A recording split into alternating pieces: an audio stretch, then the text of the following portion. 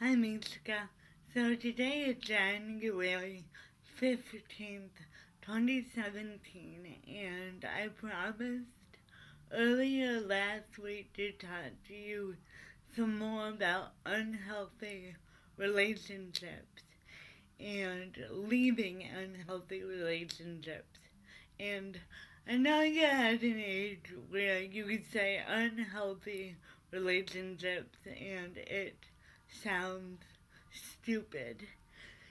Sounds like something that an adult says to you and they don't know what they're talking about, so they don't understand. I used to think that too. In the past few years, however, I have found myself in several unhealthy relationships that I've had to get out of because otherwise I knew they would swallow me whole. The reason for this is I was in two abusive relationships in my early 20s, one of which caused me to be diagnosed with post traumatic stress disorder. So I know I don't handle unhealthy friendships or relationships well at all. It sets me back and it becomes unhealthy for me physically in that I get sick. I have nightmares, I have flashbacks, um, and so it isn't just an emotional burden, it's a physical one as well. Some people can handle different stresses. I recognize that. I just have my limits, and when they're reached, I need to get out. I believe in mercy. I believe in grace. I believe that people can change, but it's not up to me to change them. And it's really not helpful for me to blame myself when people don't want to change. So, all that being said, I'm going to give you five qualifiers of how I measure whether or not a relationship is unhealthy. And every single relationship that I've ever left, even if it's the most difficult thing to leave, have always met these five criteria. And I should say that I leave with the hope that people will notice.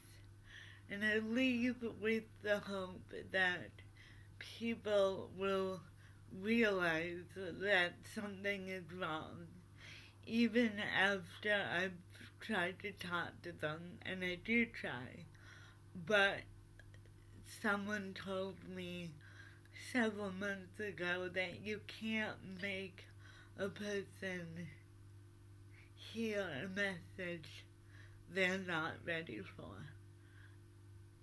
And so sometimes you leave, and it might be for good, it might be for a month, it might be for a year, it might be 10 years.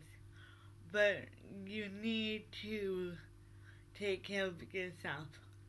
So, five qualifiers. First qualifier is I can no longer be heard. This is a situation where the other person wants to mute me, and I try to tell them what's wrong, and rather than listening to me, they mull over me and insist on their version of events.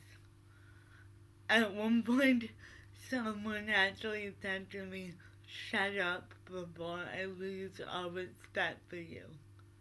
And what can you do? That's a clear mandate to stop talking, and that your voice does not matter, and that they don't want to listen. They don't want to hear your side of the story. All they care about is making you see their reality. And for me, I know that because of my history of abuse, I am vulnerable. I can't talk over a person because of my speech. I can't make someone listen.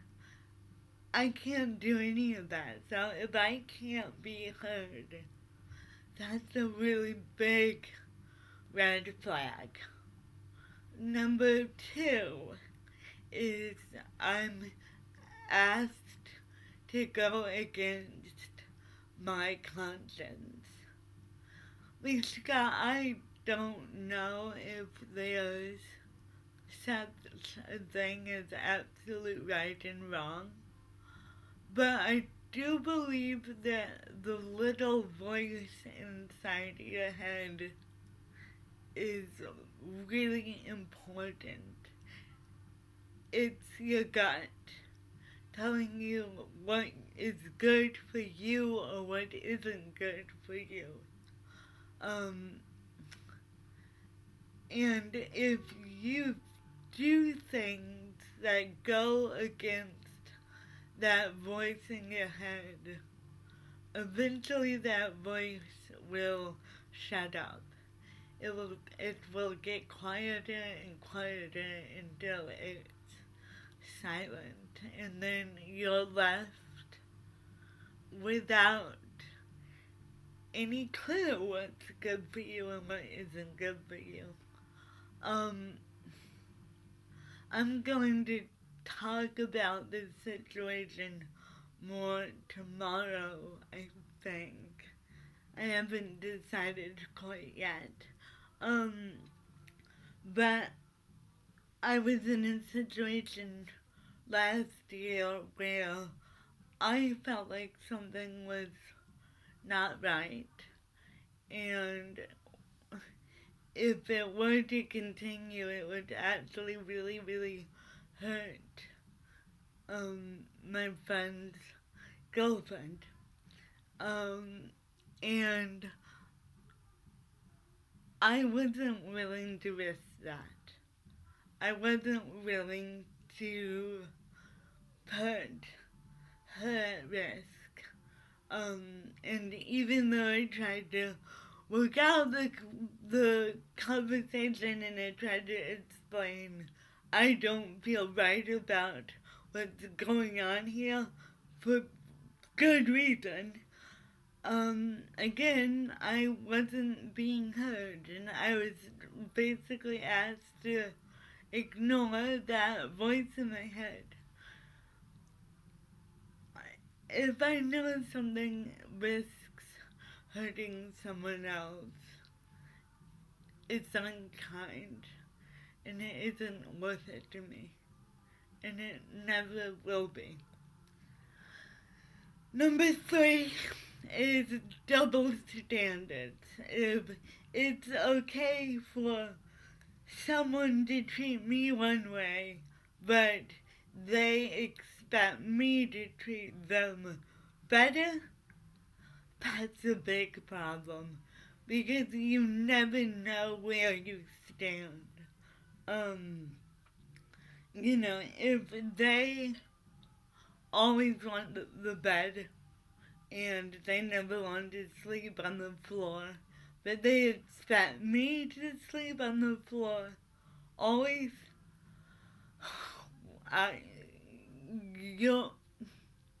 you're working in a reality that is false at that point. If you expect me to text you back right away, but you don't always text me back right away, and you get upset when I don't text you back right away. That's a problem. By the way, do you have texts in the future? Who knows? Um, if you get worried when I'm gone, but won't let me get worried when you're gone, that's a problem. That's a double standard, and we've got problems. Um, the fourth one is uh, really one that has come into play in recent years, and that is I was ready to grow, and the other person wasn't. A lot of times,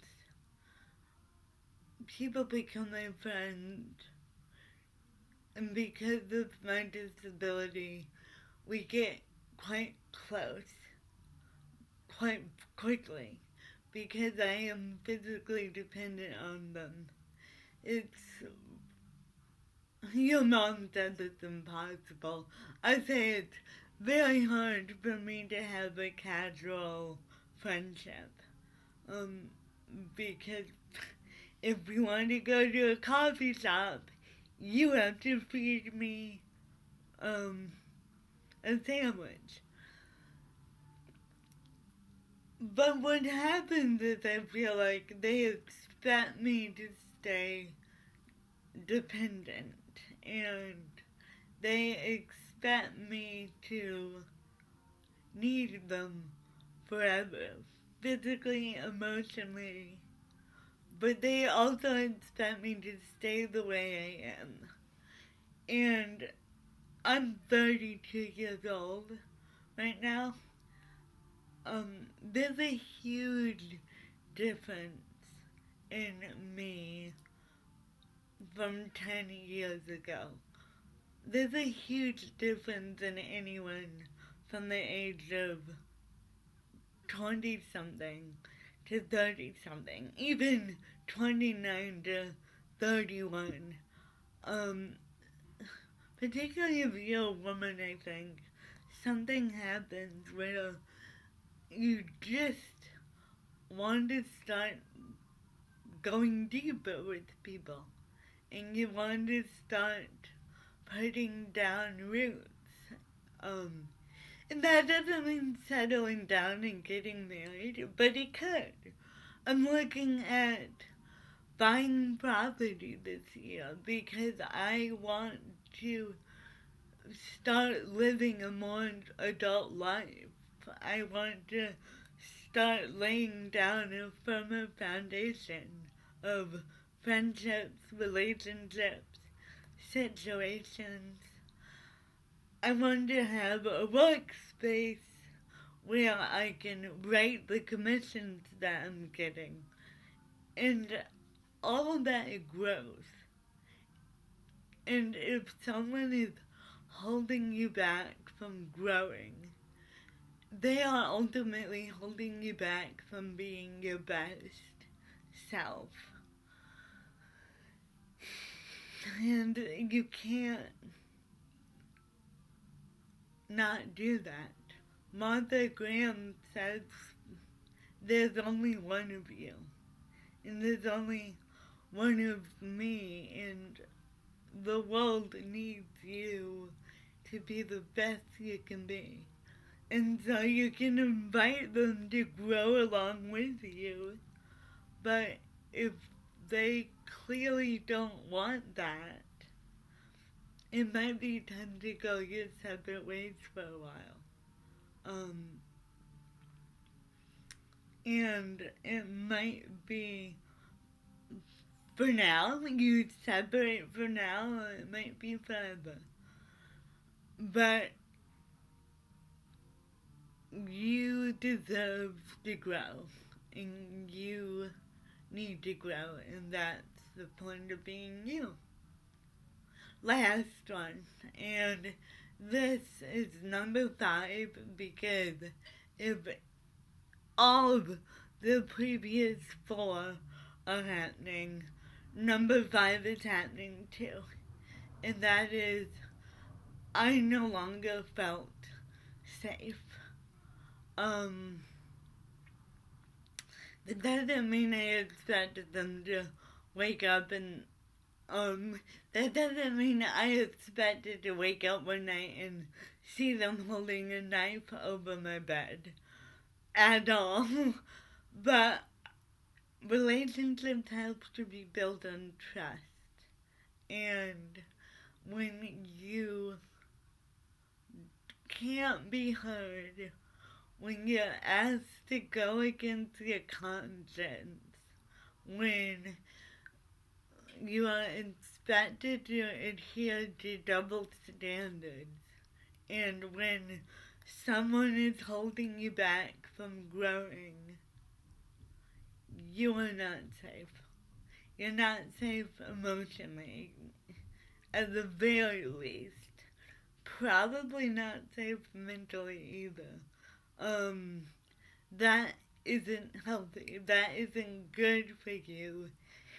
And it's time to move on. And it sucks a lot. It's a difficult decision to make. And I, for one, dread it. I hope you don't have to deal with it. It's awful. Grieving a friendship that was unhealthy, or a relationship that was unhealthy, and you needed to leave is horrible. But it's part of life, and you make room. You make room for either a new person, or you make a room for that person to come back in your life when they're in a better place. That's all I've got for you today, Mishka. I love you. I hope you don't need to use this. If you do, lots of people know that good relationships are built on having good, healthy boundaries. And that's not something we teach our young women as a society. But I want you to know that you're right to want that. It is healthy to want that. And it means giving you the best opportunity to be the best you can be. And we need that. Because we need you. Alright, Mishka. Hope you're well wherever you are. You are so loved and cared for and precious. Bye.